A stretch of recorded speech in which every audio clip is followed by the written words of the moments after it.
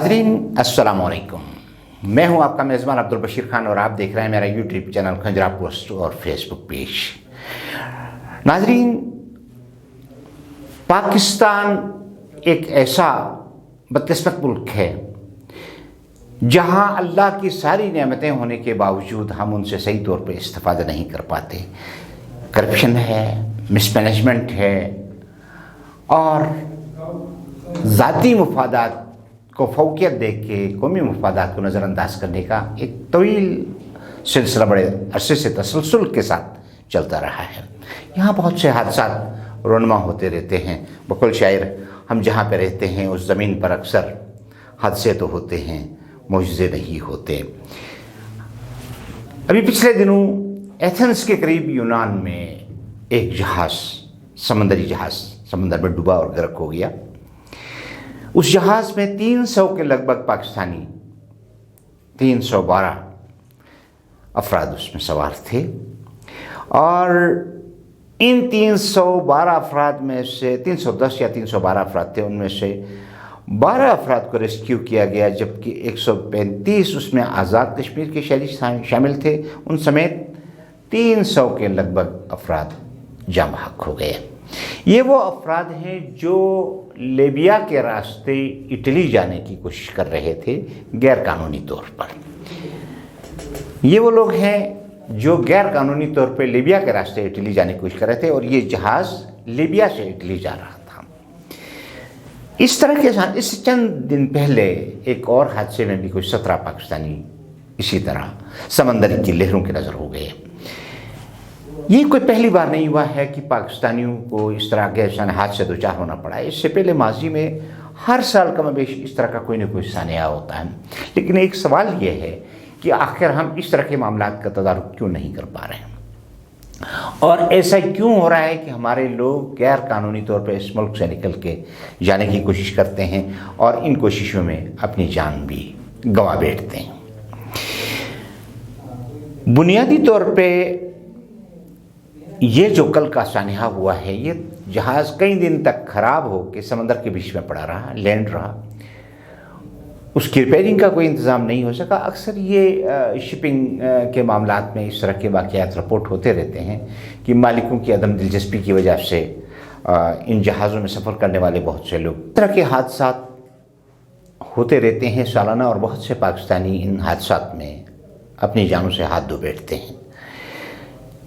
सोचने की बात यह है कि तसलसल के साथ कई वर्षों से ये जो इस तरह के सानियात रोनमा हो रहे हैं, हम आखिर इनका तदारुक क्यों नहीं कर पा रहे हैं।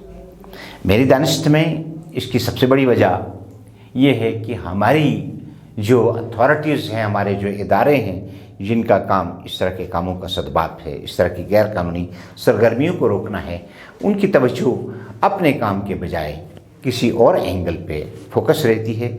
और यहाँ पर वो जो माफिया है गैर कानूनी तौर पे लोगों से पैसे बटोर के लोगों को बाहर भेजने के, वो अनपढ़ और नाख्वानदा लोगों को अपने शिकंजे में फंसा लेते हैं और वो उनकी साजिशों का शिकार होते हैं। एक तो बहुत सारे माल पैसे से भी महरूम हो जाते हैं और दूसरा ये कि मंजिल मकसूद तक नहीं पहुँच पाते और बहुत अपनी जान भी गंवा बैठते हैं। नाज़रीन, ये जो सूरत हाल है, कल के इस जहाज़ में जो कुछ हुआ है उसमें दो रिपोर्टें आ रही हैं। एक ये कि पाकिस्तानियों को जहाज़ के निचले हिस्से में बाई फोर्स भेज दिया गया था, बाकी पैसेंजरों को ऊपर रखा गया था। और एक बात तो यहाँ तक भी कही जा रही है कि छोटी कश्ती में जो वहाँ हिफाजती कश्तियाँ होती हैं उसमें पाकिस्तानी थे और उनको दानिस्ता तौर पे उस जहाज़ से फेंका गया। अगरचे बज़ाहिर इसके इम्कानात कम लग रहे हैं, लेकिन ये बात अपनी जगह बहरहाल अहम है। ये एक बहुत बड़ा सानिया हुआ और ये सानिया इसलिए हुए, इसमें से देखें 79 लाशें उसमें निकाली गई हैं और उनकी शिनाख्त नहीं हो पा रही है। कहा यह जा रहा है कि DNA टेस्ट के बाद उनकी लाशें फिर कोई अगर उनके क्लेम करने वाले गुस्सा हुए तो उनके सुपुर्द कर दी जाएंगी। 104 अफराद को रेस्क्यू करके उस ऑपरेशन में बचा लिया गया, लेकिन अब यूनान के हुकाम ने रेस्क्यू ऑपरेशन ख़त्म कर दिया है। इस तरह बहुत सी जानें दरियाबर्द हो गई और अब शायद जाके क़यामत में ही उनके प्यारों के साथ उनकी मुलाकातें हो सकेंगी। इस सारे गिनावने खेल में जो मुजरिम पैसे लेके जो एजेंट हैं लोगों को भेज रहे हैं उन पे कोई हाथ नहीं डाल रहा है। बिल्कुल इस तरह जिस तरह लैंड माफिया पे कोई हाथ नहीं डाल रहा है। बिल्कुल इस तरह जिस तरह पैसों को यहाँ से बाहर ले जाने वालों पे कोई हाथ नहीं डालता। बिल्कुल इस तरह जिस तरह टैक्स ना देने वालों पे कोई हाथ नहीं डालता। यहाँ जो मामला है, जो चीज़ हम समझ रहे हैं वो ये है कि हम में से हर कोई उस काम पे कंसंट्रेट कर रहा है जो उसके करने का नहीं है, और जो उसके अपने करने का काम है उस पे हम अपनी तवज्जो मरकूज़ नहीं करते। ये इस कौम का एक फेनोमेना है, ये हमारा एक इज्तिमाई अलमिया है, वरना कोई वजह नहीं है कि हम इस तरह के सानियात का तदारुक न कर सकें। और फिर सबसे बड़ी बात ये पाकिस्तानी आखिर इस तरह जाने की कोशिश क्यों करते हैं? क्यों ना लोग हमारे मुल्क में आए इस तरह? काश वो वक्त आए कि लोग रोज़गार के लिए पाकिस्तान में आएँ, अमन और अमान की फ़ज़ा हमारी ऐसी हो कि लोग अमन के लिए यहाँ आएँ, इंसाफ के लिए लोग ये समझें कि यहाँ इंसाफ मिल सकता है, यहाँ उनके साथ कोई डिस्क्रिमिनेशन नहीं, उसके लोग यहाँ आएँ। यहाँ से लोग भाग रहे हैं, बेरोज़गारी की वजह से भाग रहे हैं, समाजी नाइंसाफ़ी की वजह से भाग रहे हैं, जुल्म और जबर और खौफ की वजह से भाग रहे हैं। इन मामलात का तदारुक एक कौम के लिए अज़हद ज़रूरी है। अपनी कौम के एतमाद को डेवलप करना, देखिए ममलिकत कौम से है, और जब तक ममलिकत पे कौम का एतमाद बहाल ना हो कौमें तरक्की नहीं करती। कौमी की तरक्की का पहला मरहला ही ये होता है कि उनमें वो जो कायद-ए-आज़म ने फरमाया ईमान, इत्तेहाद और तंजीम, एक तो ये ईमान मुस्तहकम हो कि ये ममलिकत हमारी है, और उसके लिए फिर हम इत्तेहाद के ज़रिए उस पर हम एक यूनिटी के लिए कोशिश करें और एक नज़्म में अपने आप को पुरोएं। अब तक हम 70-72 सालों में बदकिस्मती से ऐसा नहीं कर सके। कायद के अक़वाल को हम अमली जामा नहीं पहना सके। सोचना चाहिए कि ऐसा क्यों हुआ है अब तक, और हम ऐसा क्यों नहीं कर सके, जबकि ये बड़ी ज़रख़ेज़ ज़हन वाली कौम है, बड़े ज़हीन लोग हैं। हमारे लोग इस मुल्क से बाहर जाते हैं तो अपना लोहा बनवाते हैं। दुनिया भर में पाकिस्तानियों ने अपना लोहा बनवाया है, लेकिन इस मुल्क से ब्रेन ड्रेन हो रहा है। यहाँ के अहल लोग ममलिकत छोड़ के जा रहे हैं, वतन छोड़ के जा रहे हैं, इसलिए कि उन्हें न यहाँ अदल नज़र आ रहा है, न यहाँ मुलाजिमत और रोज़गार के ज़राए नज़र आ रहे हैं, न यहाँ इंसाफ नज़र आ रहा है। हमारे जो मुक़्तदर हल्के हैं उन्हें इस पर सोचना चाहिए। यह ममलिकत बड़ी कुर्बानियों के बाद हासिल हुई है, और इस ममलिकत को दवाम बख्शना हम सब की ज़िम्मेदारी है। और ये तब होगा जब यहाँ इस मुल्क पे आइन और कानून की हुक्मरानी होगी, जब यहाँ सब के लिए रोज़गार, सेहत, तालीम के बराबर मौक़े मिलेंगे, जब यहाँ सबको ये यकीन होगा कि उनकी इज़्ज़त, इस्मत और उनका ख़ानदान, उनका घर, उनके बच्चे महफूज हैं। लॉलेस स्टेट्स जहाँ भी होती हैं लोग वहाँ से भाग निकलती हैं, और उसमें से ख़ास तौर पे उसके इंटेलेक्चुअल्स, उसके डॉक्टर्स, उसके इंजीनियर्स, उसके दानिश्वर निकल के चले जाते हैं, और फिर वो ज़मीनें बंजर हो जाती हैं, वो ममालिक बंजर हो जाते हैं। ज़रूरत इस बात की है कि हम अपने लोगों का एतमाद अपनी ममलिकत पे मुस्तहकम करें, और हमारे इदारों की ज़िम्मेदारी है कि वो अपने अपनी जुरिस्डिक्शन में रहते हुए इस बात को यकीनी बनाएं ये मुल्क हम सब का है। जब तक ऐसा नहीं होगा हम लोग नाकाम रहेंगे। अल्लाह ना करे कि हम नाकाम रहें। हम पुरुमीद हैं इस ममलिकत से, हम पुरुमीद हैं अपनी इस नौजवान फोर्स से जो हमारी आबादी का एक बड़ा हिस्सा है, और हम समझते हैं कि उन्हें रोज़गार, तालीम, सेहत और समाजी तहफ़्फ़ुज़ अगर मिल जाए तो ये मुल्क कहीं से कहीं पहुंच सकता है। इस पे ख्वाह इसके पॉलिटिशियंस हों, इसके एडमिनिस्ट्रेशन हो, इसकी ब्यूरोक्रेसी हो, इसके इदारों के सरबराह हों, उन सबको मिल के सोचना चाहिए। और मैं समझता हूँ कि पाकिस्तान में 2 इदारे, अफवाज पाकिस्तान और सुप्रीम कोर्ट समेत अदलिया का बड़ा वाइटल रोल है। और हाँ, हम जब इनकी बात करते हैं और इसको बदकिस्मती से सियासी ताले आजमाई ने इस मुल्क को इतना नुकसान पहुँचाया है कि अब उसकी छींटें इन इदारों पे भी पड़ने लगी हैं। अब ये एक इम्प्रेशन पैदा किया जा रहा है दानिश तौर पे कि फ़लाँ जज हमारा, फ़लाँ जज तुम्हारा, फ़लाँ जनरल हमारा, फ़लाँ जनरल तुम्हारा। ये इंतहाई ख़तरनाक बात है।